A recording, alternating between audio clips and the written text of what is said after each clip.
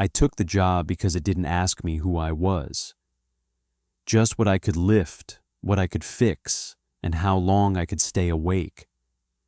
After the divorce, after the moving boxes, after the quiet weeks where you can feel your own life receding from you like a tide that never returns, I learned something simple.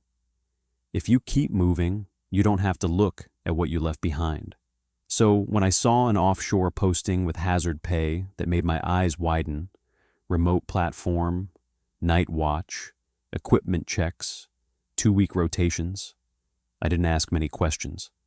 I clicked apply, answered a few calls, passed a basic medical, and was on a helicopter within 10 days. The platform was called Warden 9. That wasn't the company name. It was the platform's name. Like it had a purpose beyond work.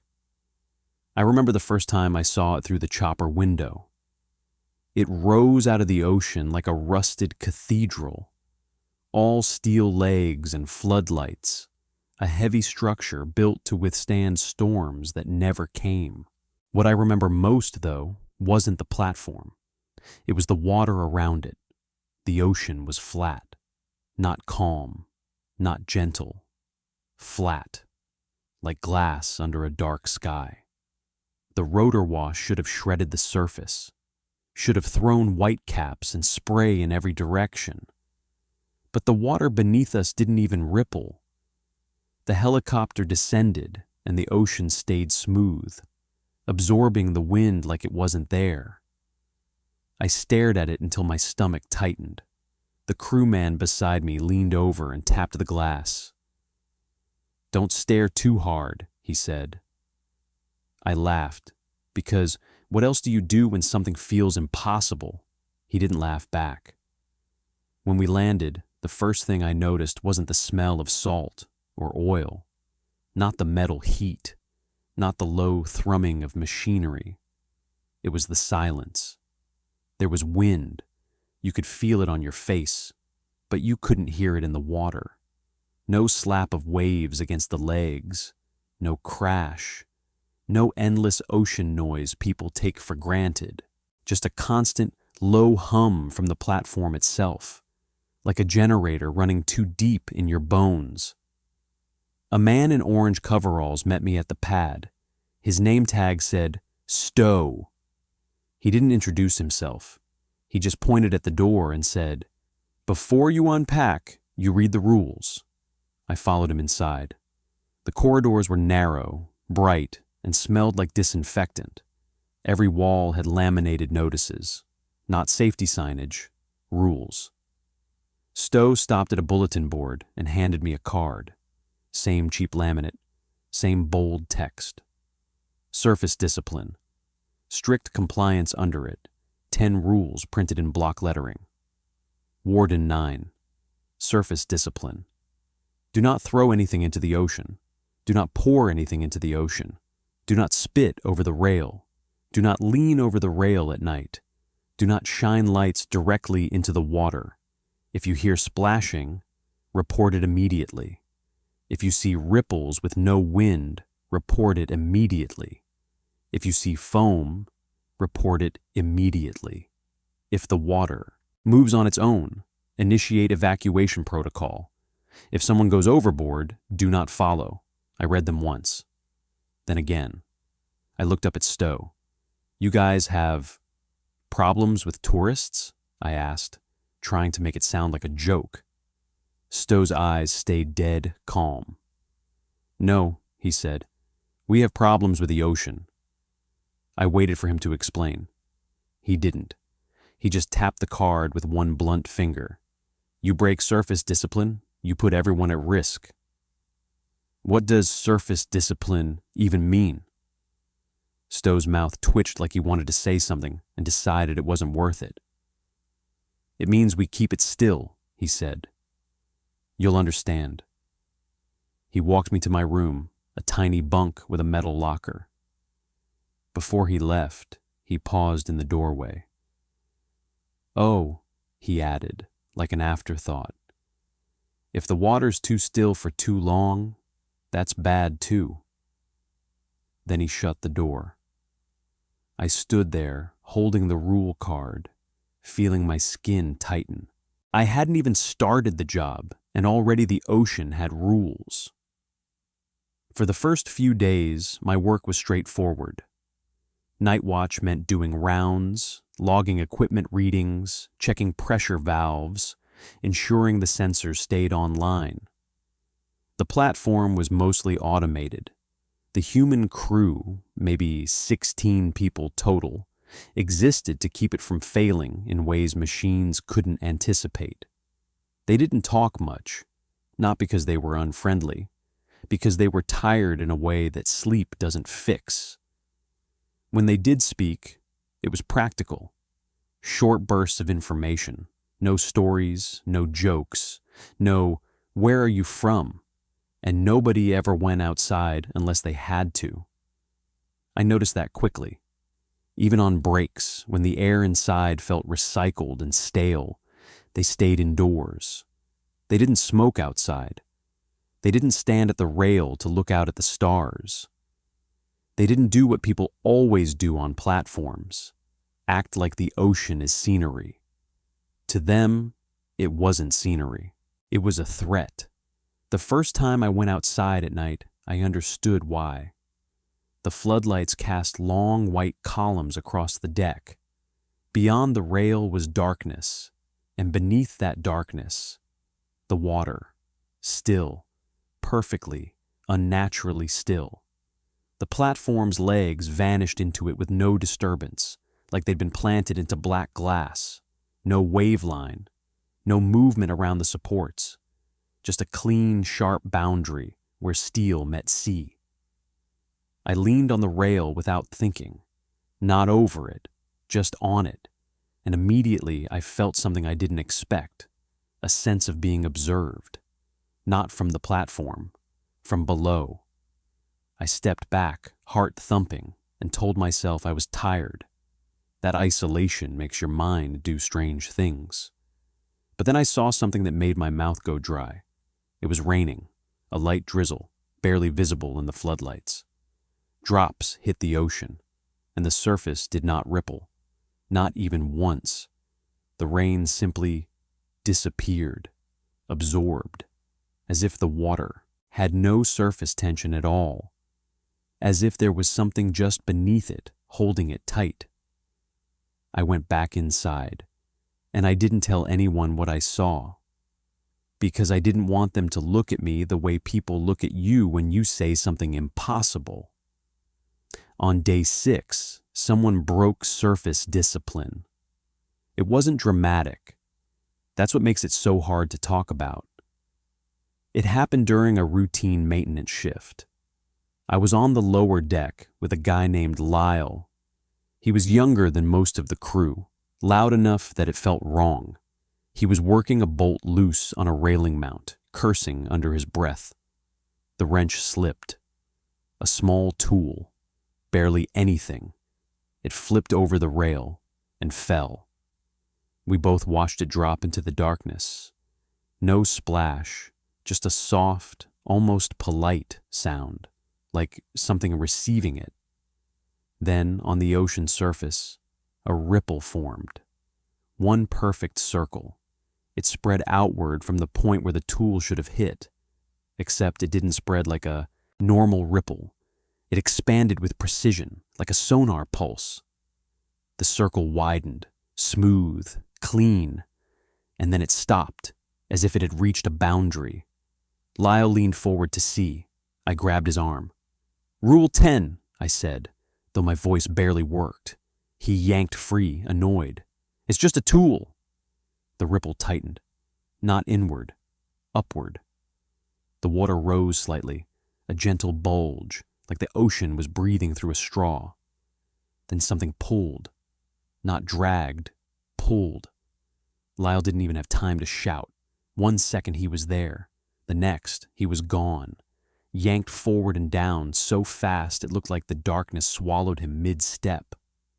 There was still no splash, no flailing, no struggle, just removal.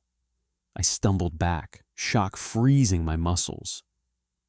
The ocean surface flattened again instantly, returning to perfect stillness like nothing had happened. The alarm did, a low, vibrating tone that made my teeth ache. Red light strobed across the deck. Stowe appeared out of nowhere, eyes already locked on the water. He didn't ask what happened. He didn't say Lyle's name. He looked at me and said, "Did you see foam?" "No," I whispered. "Did it move after?" "No." Stowe nodded once. Then he spoke into his radio, calm as a man reporting the weather. "Surface breach. 1 taken. Containment steady." 1 taken. That's what he called it, like it was inventory. The crew moved with rehearsed speed. Decks sealed. Outer doors locked. Someone flipped a switch panel labeled surface stabilization. The hum in the platform deepened. I felt it in my feet, like the platform was pushing something down. Stowe led me inside and shut the door behind us. Only then did he look at me with something almost like pity. "You didn't follow," he said. I couldn't speak. He held my gaze for a long moment. Then he said, quietly, "Listen, you're new, so I'm saying this once. The ocean out there isn't water, the way you think it is. The surface is a lid." "A lid on what?" I asked. Stowe's eyes flicked to the ceiling, then down, then back to me. "On the thing that learns where it is," he said. I stared. "What does that mean?" "It means ripples are information," he said. "And we don't give it information." He walked away like that answered everything. I stood there, shaking, trying to make my mind accept what my eyes had seen. Lyle gone. No splash. No evidence. Just the ocean smoothing itself back into silence. That night, I couldn't sleep. I lay in my bunk and listened to the hum of the platform, wondering what it was doing.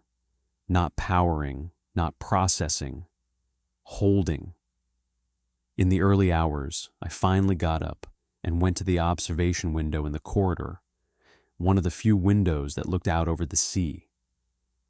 The ocean was black. Still. And then, for a brief moment, I saw something that made my blood go cold. A line, not a wave, a seam. Faint, curved line beneath the surface, like the shadow of something huge passing under glass.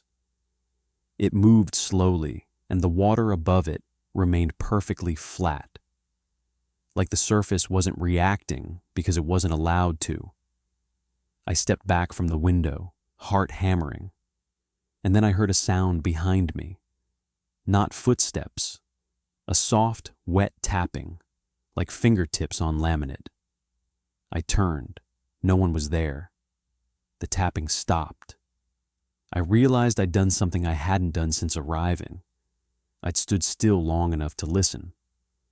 The platform didn't like that, or maybe the ocean did. On day 9, the weather changed. A storm rolled in on the radar, wide, slow, inevitable. The crew became tense in a way that was obvious, even without words. They moved faster. They checked seals. They reviewed evacuation procedure in clipped voices that made my stomach churn. I cornered Stowe near the control panel and asked what we were going to do. "We hold," he said. "Through a storm?" "We hold until we can't," he replied, as if that was normal. "But rain makes ripples," I said. Stowe looked at me like I'd just said the most dangerous thing on the platform. "Not here," he said. He leaned in, voice low. "That's what this place is. We suppress the surface. We make the ocean forget it can move." "And if it remembers?" I asked. Stowe's expression tightened. "Then it remembers where it is," he said. "And once it knows where it is, it comes up." The storm hit after midnight. Wind screamed around the platform, rattling steel. Rain hammered the deck. Inside, the hum rose to a deeper, angrier tone. The lights flickered, and for the first time since I arrived, I heard the ocean, not waves. A low, distant sound like pressure shifting, like something enormous rolling against the underside of a lid. The crew locked down the outer decks, but even inside, you could feel the platform vibrating like a tuning fork. Then the alarms changed. A new tone, sharper. The control room screens lit up with warnings I didn't understand. Surface variants detected. Stowe barked orders. Doors sealed. Someone swore. I moved toward the observation window again without thinking. Stowe grabbed my shoulder hard enough to bruise. "Don't!" he snapped. "What's happening?" I shouted over the noise. Stowe's eyes were wide now. "It's moving on its own," he said. My stomach dropped. Rule 9. If the water moves on its own, initiate evacuation. But nobody moved to evacuate because the storm was too heavy. The helicopter couldn't land. The lifeboats would be suicide in a sea that wasn't behaving like sea. We were trapped on a platform designed to hold something down, while the ocean started remembering it could breathe. The lights flickered again. The hum stuttered. A deep, heavy shudder ran through the steel legs like something had bumped them from below. Then, very softly, through the hull, we heard a sound that made every conversation stop. A slow, deliberate knock. Not from the deck, from beneath. One knock, pause. Another knock, like someone testing the lid. The crew stared at each other. Nobody spoke. Stowe whispered something into his radio, voice shaking despite his effort. "Contact," he said. "Below lid contact." And then, on the screen, the surface variance spiked. The ocean didn't wave. It didn't churn. It didn't froth. It formed a perfect circle around the platform, like a ring spreading outward. A ripple. But larger than anything I'd ever seen. So large it looked like the ocean itself was becoming a map. The platform shook again, harder this time. A scream rang out down the corridor. Then another. Stowe moved like a man who already knew the outcome. He shoved me toward the emergency locker. "If you hear water inside," he said, "you don't look for the source." "What do you mean?" I yelled. He grabbed my collar. "I mean it doesn't have to reach you from outside," he hissed. "It uses any surface, any reflection, any tank, any puddle." My blood went cold. The storm raged. Inside, the lights dimmed to emergency power. And then I heard it. A sound behind me in the hallway. A wet slither. Not footsteps, not running. A dragging movement like something sliding under a door. I turned and saw a thin line of water creeping along the corridor floor. But it wasn't flowing like water. It moved with purpose. It moved in a straight line, like it was searching. Then it stopped, right at my feet, and the surface of that thin puddle became perfectly still. The platform shuddered again. The circle outside tightened. And in that tiny, still strip of water at my feet, I saw something impossible. Not my reflection. A shape far below. A vast curve, pale against darkness, like the underside of a whale, but wrong in its smoothness, too clean, too blank. And then, slowly, that shape rotated, as if turning toward the platform, as if aligning. The still water at my feet trembled, and I understood with absolute certainty. It didn't need the ocean. It just needed a surface. Any reference point, any place it could measure where it was. The lights went out completely. In the darkness, the platform hummed once and died, and for the first time, the ocean made a sound, a deep, rising roar, not of waves, but of something immense lifting under pressure. Steel screamed, people screamed, and through it all, I heard the last rule in my head, like a prayer. If someone goes overboard, do not follow, because whatever happened next wasn't drowning. It was collection. I ran, not toward the exits. There were none. Not toward the lifeboats. Useless. I ran deeper into the platform, away from windows, away from puddles, away from drains, away from anything that could hold a reflection. Behind me, the ocean found its coordinates, not with rage, with precision. The platform pitched slightly, like it was being nudged into place, and then the sea around it, once perfectly still, began to ripple outward in a widening pattern, as if something below was breathing for the first time in a long, long time. The last thing I remember before the emergency lights returned for a split second was seeing the ocean through a porthole, not moving violently, moving correctly, like a lid had been removed, and something beneath had finally been given permission to rise. If you ever find yourself on a stretch of water that refuses to ripple under rain, if you ever see a sea so still it looks like glass, don't admire it, don't photograph it, don't throw a stone, because stillness isn't peace. Sometimes it's restraint, and sometimes it's the only thing keeping the ocean from knowing exactly where you are.